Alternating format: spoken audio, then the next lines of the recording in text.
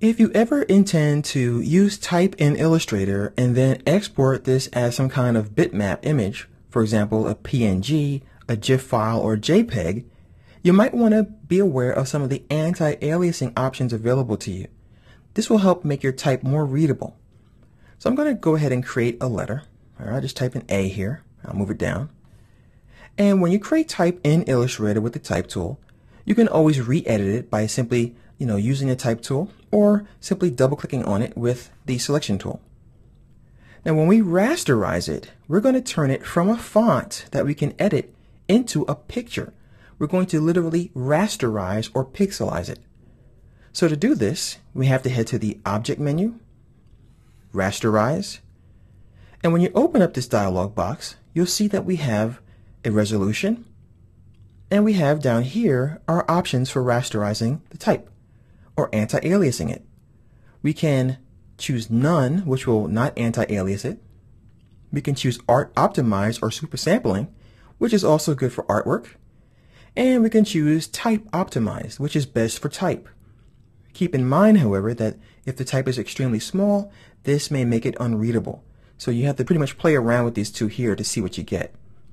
So I'll go ahead and choose this one, hit OK, and you see now that we have a pretty pixelated image here. Let's undo it.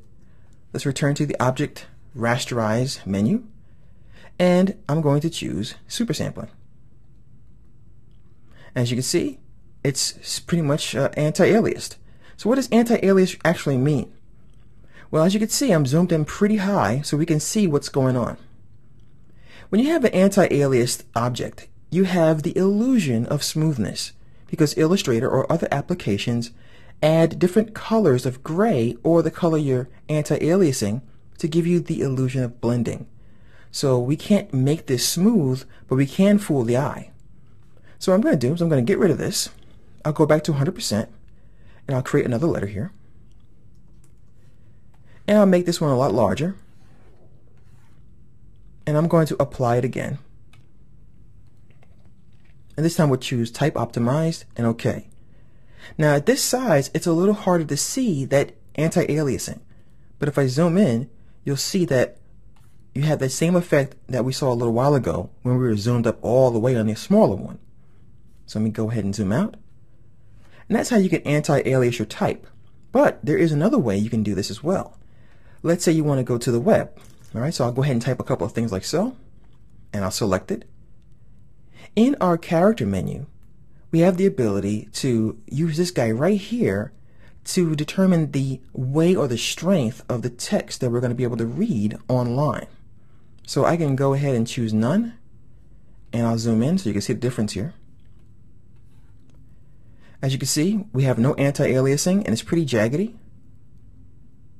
I can put sharp on it and you can read it a little bit better. Crisp and strong. And this gives it a little bit more weight. So when you're going to the web and you can't read the type exactly the way you want to, you might want to come here and experiment with some of these options as well. And those are some of the anti-aliasing settings that you could use to really try to get the best readability out of rasterized type.